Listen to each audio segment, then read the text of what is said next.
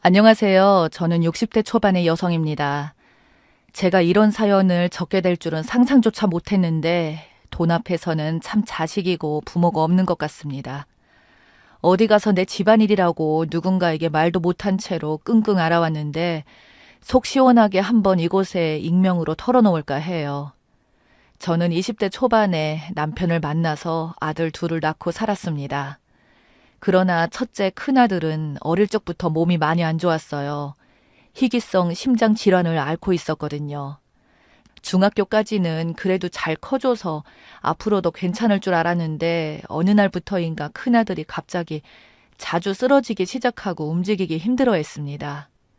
병원에 갔더니 희귀성 심장 질환이라는 판정을 받고 심장이 다른 아이들보다 약해서 20살이 되기 전에 세상을 떠날 수 있다고 하더군요.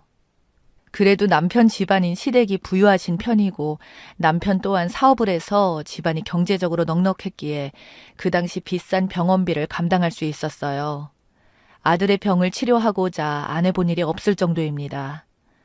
살다 살다 난생 처음으로 미국도 아들 수술 때문에 같이 가보기도 하고 괜찮은 대학 병원에 혹시나 아들이 갑자기 또 쓰러지면 언제든 올 수 있는 병실도 마련해주기도 하고 아무리 집안이 경제적으로 넉넉하다고 하지만 치료제가 없는 희귀병이라 정말 집안의 기둥 뿌리가 뽑힌다는 게 무엇인지 알 수 있을 정도로 엄청난 돈들이 들어갔어요.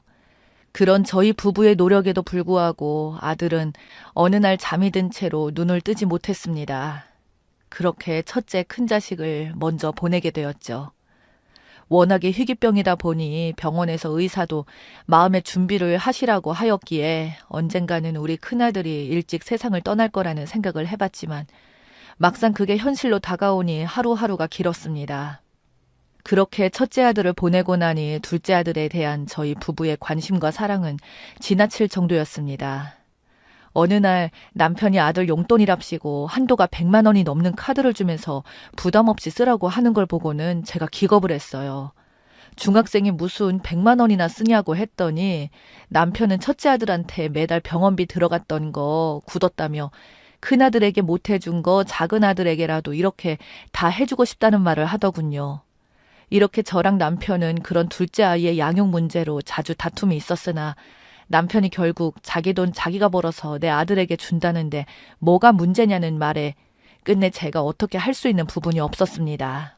제가 남편과 다투면서 둘째를 낳으라면 둘째는 언젠가부터 제 말을 무시하기 시작하더니 이젠 남편의 말만 듣기 시작하더군요.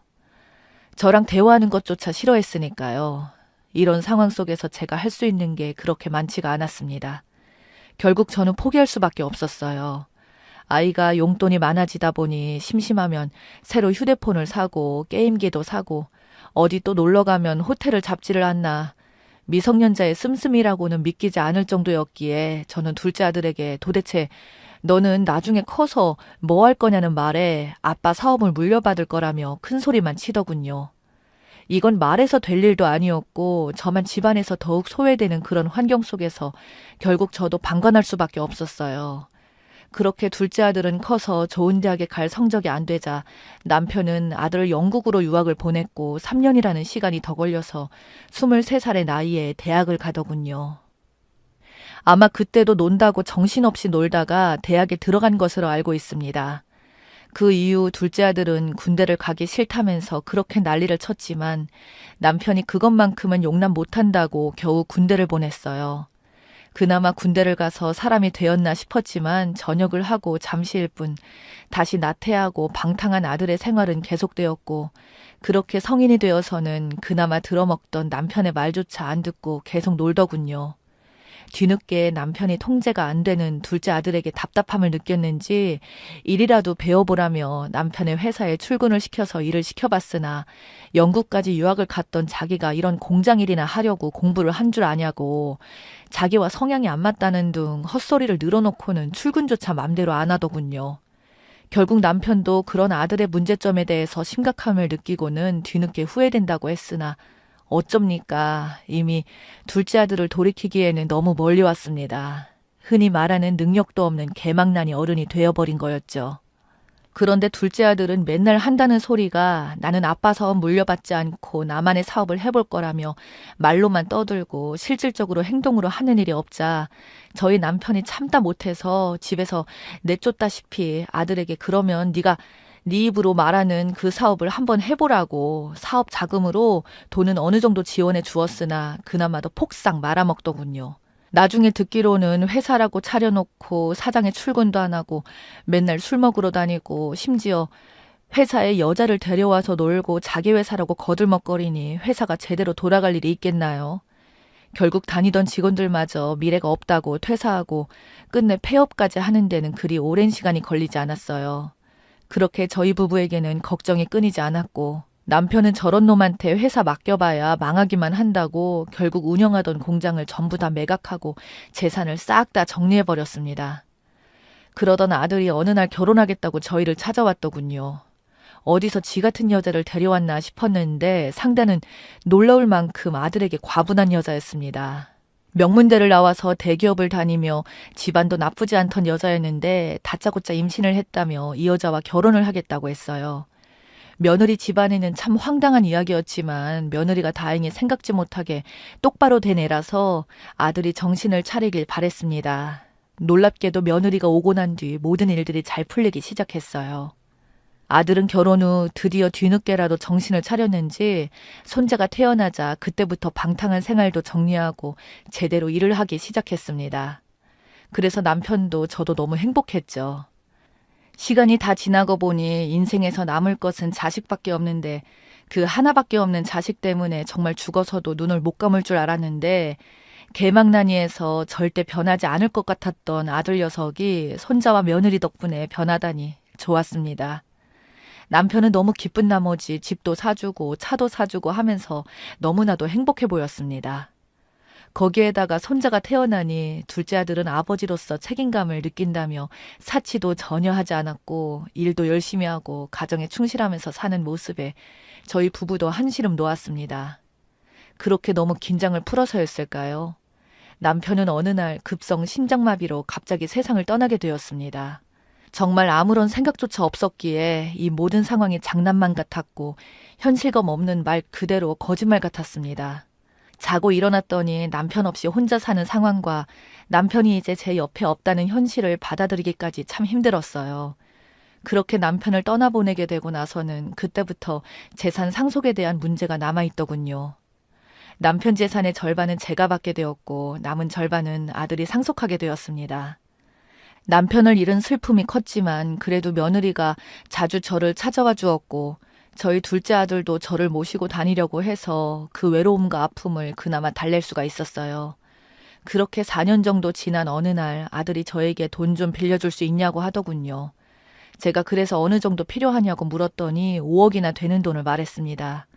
저는 터무니없이 큰 액수에 너무 놀라서 아니 그렇게 큰 거금이 왜 필요하냐고 했더니 아들이 갑자기 인상을 쓰며 돈 들어갈 곳이 너무 많다고 그리고 이번에 이것을 못 막으면 부도까지 날 수 있다는 아주 심각한 상황이라고 하더군요. 저는 둘째 아들에게 재차 물었어요. 남편이 준 돈들을 그럼 어떻게 된 거냐니 그건 이미 사업하다가 다 말아먹었고 그것을 다 쓰고도 부족하니까 이렇게 엄마한테 빌려가는 거 아니냐며 오히려 저에게 짜증을 내는 모습에 너무 당황스러웠습니다. 그게 한두 푼도 아니고 그래서 제가 생각을 잠시 해보겠다고 하자 그때부터 달려와서는 저에게 온갖 감언이설로 꼬시기 시작하더군요. 이참에 그냥 살림 합치는 게 어떻겠냐고 손자, 손녀들이 할머니를 너무 좋아한다는 둥 며느리는 속상하지만 남편 사업이 불황이다 보니 상황이 불가피하게 되었다며 어머님이 도와주시지 않으면 저희 가족은 길바닥에 나앉게 된다는 등의 소리를 하면서 저를 설득하였고 최근 몇 년간 저도 둘째 아들 부부가 효도한다면서 저를 데리고 해외여행을 다니고 호화스러운 비싼 호텔에 갔던 것들이 알고 보니 모두 빚으로 했다는 겁니다. 그만큼 자기들이 어머니를 위해서 돈을 쓴 부분들이 있으니 제발 이번 한 번만 도와달라며 아들은 제 앞에서 무릎까지 꿇고 싹싹 빌더군요. 그러다 보니 저는 어쩔 수 없이 이러면 안 되는데 하면서 조금씩 아들에게 증여를 했습니다. 증여받기 전만 해도 그렇게 저를 효심으로 대하던 아들과 며느리는 저에게 증여를 모두 받게 되자 180도 달라지더군요. 저는 정말 상상조차도 못했습니다. 이미 제가 살고 있는 집도 팔려서 집을 비워줘야 하는데 아들과 며느리가 전화도 안 받고 저를 피하더군요. 근데 제가 직접 찾아갔더니 며느리의 태도도 다른 사람처럼 180도 바뀌어 있었습니다. 이사는 가까스로 들어왔는데 저랑 아들 내외는 같이 식사도 종종 하고 제가 아픈 날에는 몸에서 냄새가 난다며 짜증을 내더군요. 저는 정말 도저히 제가 왜 이런 대우를 받고 있어야 하는지도 모를 정도였습니다. 며느리와 아들의 폐악질은 갈수록 심해졌고 저는 집안에 있으면서도 언제부터인가 가정부처럼 청소도 하고 음식도 하라고 아들이 먼저 나서서 이야기를 할 정도였어요. 자식놈이 절 그렇게 무시하니 며느리도 절 무시하였고 손주들에게 뭐라고 했는지 손자 손녀들도 저를 피하더군요.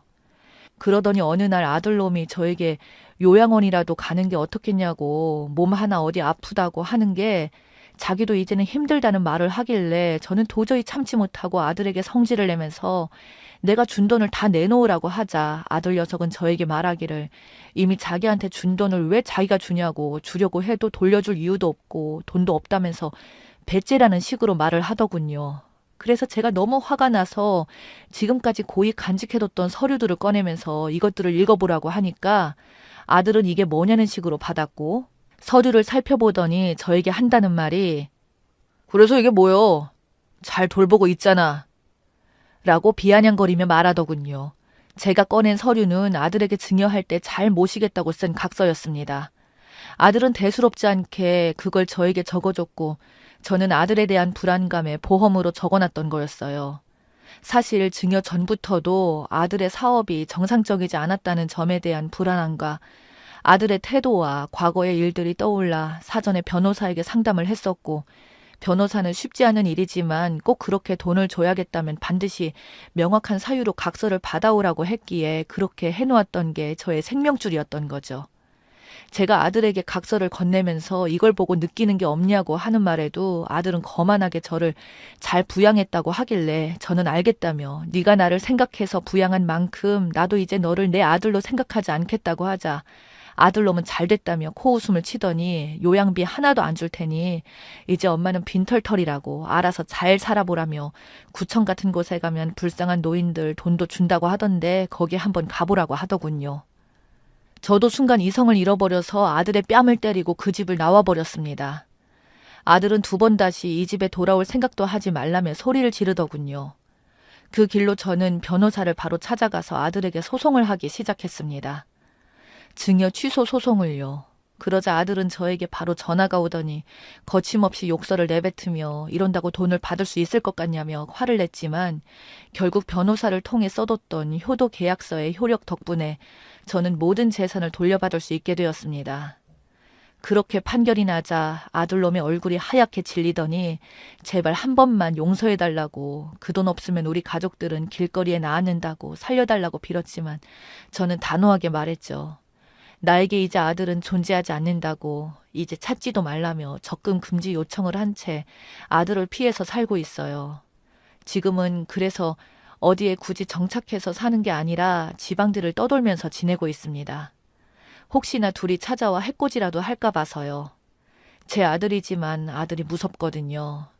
먼저 간 남편은 하늘에서 이런 제 처지를 보고 무슨 생각을 할지 참으로 한탄스럽습니다.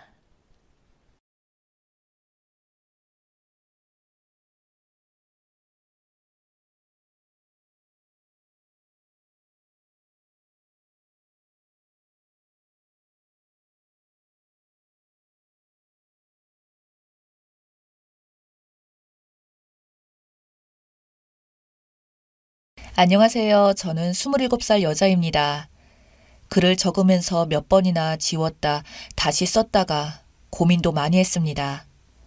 그러나 제가 잘못한 것도 없는데 주변에서 저에게 손가락질을 하는 게 너무 이해가 안 되어서 이렇게 제 사정에 대해서 다 털어놓고 과연 제가 잘못한 건지 여러분들에게 물어보고파 이렇게 사연을 보내봅니다.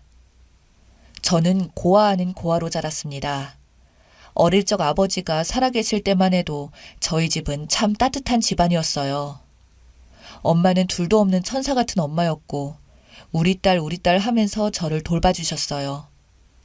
지금 돌이켜 생각해보면 참 꿈만 같던 생활이었습니다. 저희 아버지는 대기업을 다닌 걸로 알고 있어요. 그렇게 부자는 아니었지만 그래도 넉넉한 생활을 했었고 할아버지가 돌아가시게 되면서 남기신 재산이 상당하였기에 결혼할 때부터 조금은 넉넉한 생활을 하였었죠. 주말이면 여행을 가고 한 달에 몇 번씩은 외식을 하며 백화점도 가던 그런 삶을 어릴 땐 그냥 당연하게 여겼고 그게 그렇게 좋은 생활인지도 잘 몰랐습니다. 문제가 발생하기 시작한 것은 제가 10살 때 아버지가 뺑소니로 돌아가시게 되면서부터입니다. 젊은 엄마와 저 그리고 여동생을 놔두고 돌아가신 아버지.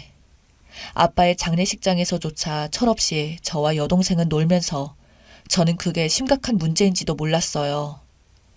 왜냐하면 아빠가 어린 기억 속에서는 자주 출장을 간다며 며칠씩 집을 비우는 경우가 많았기에 그냥 그런가 보다 생각을 했는데 시간이 지날수록 아빠의 빈자리는 커져만 갔습니다.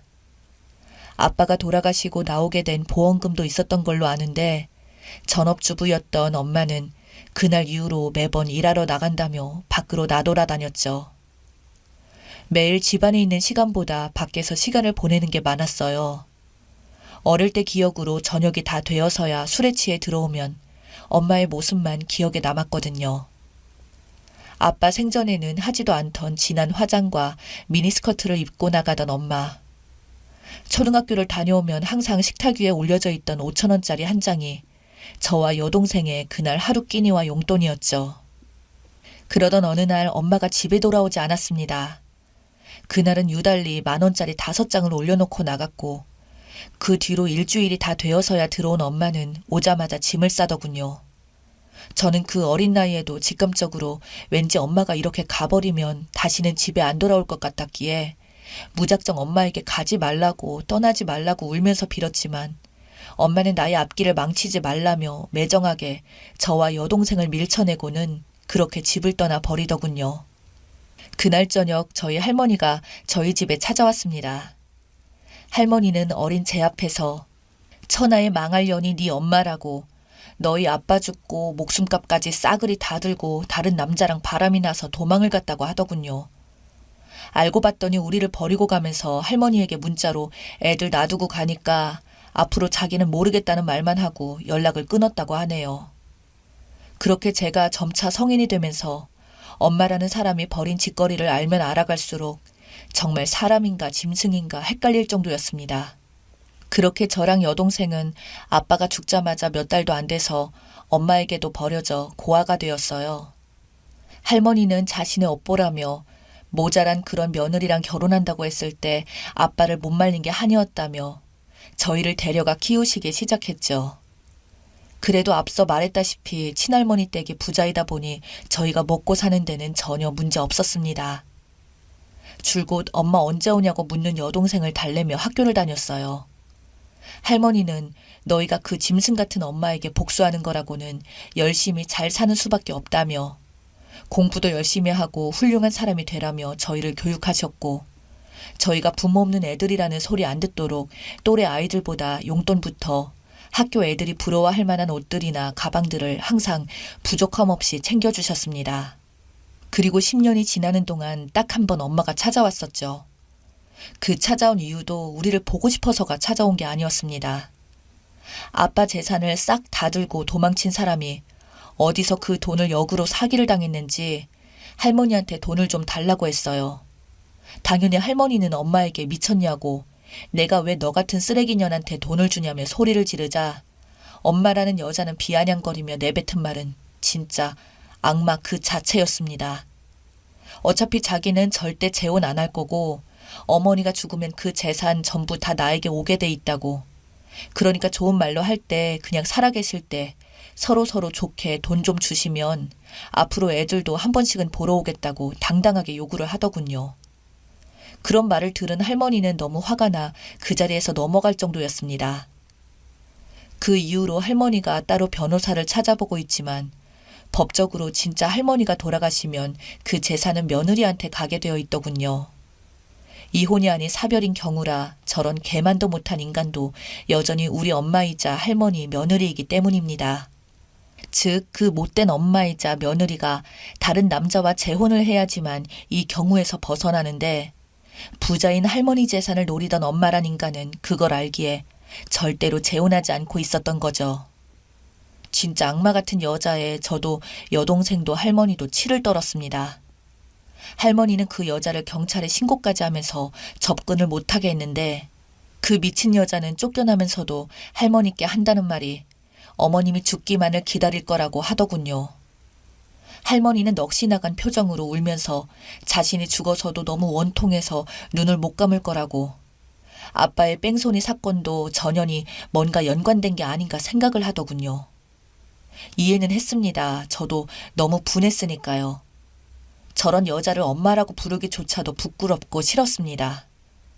그런 와중에 할머니의 마음을 조금이라도 풀어드리고자 저는 그때부터 미친 듯이 공부를 열심히 하였고, 그로 인해 저와 여동생은 남부럽지 않은 대학교에 진학을 하였고 졸업 후 외국계 대기업에 취직하게 되었습니다. 할머니가 예전에 경찰에 신고까지 하면서 엄마를 쫓아냈던 이후부터 엄마는 찾아온 적은 없었지만 언제나 할머니가 돌아가시기만을 기다린다는 말이 마음속에 항상 큰 짐이었습니다. 할머니의 연세도 연세였던지라 몸이 서서히 나빠지는 게 저희 자매가 보기에도 눈에 띄게 나빠지셨으니까요. 그러던 어느 날이었습니다. 모르는 번호로 저에게 전화가 오더군요. 카랑카랑한 목소리의 그 여자. 직감적으로 엄마라는 걸 알았습니다. 왜 전화했냐고 퉁명스럽게 말했더니 엄마가 딸 보고 싶어서 전화한 게 뭐가 그리 문제냐며, 그리고 건너 알아보니 너가 좋은 회사에 취직했다 들었다면서 오랜만에 얼굴 한번 보자며 막무가내로 제 회사 앞까지 찾아오더군요. 정말 토 나올 정도로 싫었지만 회사 앞에서 저를 보기 전까지는 절대 못 간다는 말에 어쩔 수 없이 저는 또 무슨 헛소리를 하려나 싶었지만 엄마를 만나봤습니다. 그러자 엄마는 저를 보자마자 갑자기 눈물을 글썽이며 그동안 내가 너무 미안했다고 하더군요. 자신이 예전에는 미쳐서 철이 없었다고, 이제는 세월이 흐르고 나이가 들고 보니 생각나는 것이 자식밖에 없었다며, 그래서 이렇게 용기 내어 찾아오게 되었다고, 우리 관계를 회복하고 싶다며 눈물을 또 하염없이 흘리는데, 이상하게 저에게는 왜 그런 행동에 진심으로 안 느껴지고 가식으로밖에 안 느껴지는지, 그래서 저는 말했습니다. 그런 연기 그만하시고 그냥 가세요. 당신이 뭐라고 하든 나는 듣고 싶지도 않고 보고 싶지도 않아요. 나에게 엄마라는 존재는 아빠가 돌아가신 날 이미 같이 죽었습니다. 라고 말했습니다. 그러자 엄마는 저에게 말하기를 나한테 많이 화난 거 이해한다며 무조건 자기가 바뀌겠다고 그날부터 저랑 여동생을 졸졸 쫓아다니며 매번 반찬에 도시락도 싸우며 이제 자신이 엄마 노릇 좀 제대로 하게 제발 그것만이라도 허락을 좀 해달라고 하더군요. 거머리같이 달라붙어서 거절하기 힘들었습니다. 여동생은 그것도 엄마라고 받아주고 싶어하는 눈치였고요. 그런데 저는 알고 있었거든요. 이 엄마 같지도 않은 엄마가 이렇게 행동하는 이유가 할머니의 재산 때문이라는 것을요. 제가 궁금한 건 엄마도 알던 대로 그냥 버티기만 해도 할머니가 돌아가시면 돈을 모두 받을 텐데 왜 이런 행동까지 하나 싶었죠. 그렇게 엄마는 저를 계속 따라다니며 3개월을 엄마 노릇 한다더니 결국은 본색을 드러내더군요. 어느 날 여동생이 저에게 엄마가 몸이 안 좋아서 자기한테 간 이식이 필요하다고 말했다며 고민된다고 말하더군요. 세상에. 알고 봤더니 엄마는 간암이랍니다. 의식을 받지 않으면 죽는다고 하더군요. 저는 그걸 알고 나니 진짜 혀가 내둘러지더군요. 그래서 저는 바로 그 자리에서 동생이랑 엄마랑 찾아가 말했습니다. 어쩐지 갑자기 찾아와서 안 어울리게 몇 달 동안 엄마 행사로 쇼하더니 이런 이유 때문이었냐고. 그냥 천벌 받았으면 알아서 조용한 곳에서 죽을 것이지 어떻게 엄마라는 이름으로 감성팔이를 해서 나랑 내 동생에게 간이라도 하나 떼어서 살려고 하냐니까. 엄마는 울면서 아니라고 그냥 자신이 죄를 저지른 게 너무 많아서 가기 전에 저희 얼굴이라도 꼭 보고 싶었다며 감성팔이를 또 하더군요. 그래서 제가 말했죠. 차라리 잘 되었네요. 이제 우리 얼굴 실컷 봤으니 두 번 다시 이식이니 뭐니 이야기 꺼내지 마시고 조용히 하늘나라로 가세요. 그럼 장례는 치러주겠습니다. 라고 하니까 제가 씨알도 안 먹히는 걸 알았는지 엄마는 마음 약한 여동생에게 계속 이식 좀 해달라고 하더군요. 여동생은 어찌할 바를 몰라 하며 고민하는 모습에 동생 보고는 제가 하늘이 벌레린 걸 우리 스스로가 그 구덩이에 들어가는 일이니 죽어도 그 여자한테 이식이니 뭐니 생각조차도 하지 말라며 신신당부했습니다. 그래도 동생이 워낙 착해서 넘어갈까봐 걱정했네요. 그런데 다행히 그 여자가 암이 급성으로 인해 세상을 떠났습니다. 엄마가 죽었는데 다행이라는 말을 쓰게 될 줄은 상상도 못했는데 제 인생이 그렇더군요. 그 여자의 상소식을 듣자마자 제 마음속에 제일 먼저 든 생각은 눈꽃만큼도 슬픔 없이 다행이다. 마음이 약한 여동생이 넘어가지 않아서 다행이다. 그 여자가 살아봐야 어차피 할머니 재산이나 노릴 테고 사람은 절대 쉽게 바뀌지 않는다는 걸 알았으니까요. 그렇게 장례식장에 가니 친척이나 외가에서도 버림을 받았는지 오는 사람도 없었고 그냥 딸 둘인 저희만 그 자리에서 장례식을 치르고 화장해서 뿌렸어요. 절대 아빠랑 같은 무덤에 묻지도 않았죠. 꼭 저 세상에 가서도 자신이 생전에 저지른 죄들, 말로 한 죄들, 죄값 좀 제발 좀 치렀으면 좋겠네요. 제 주변 친구들은 그런 저에게 너무 매정하다면서 소름 돋는다 이런 소리를 하는데 자기 일 아니라고 그딴 식으로 너무 쉽게 말하는 게 오히려 어이가 없더군요. 여러분, 제가 그렇게 너무 매정한 건가요?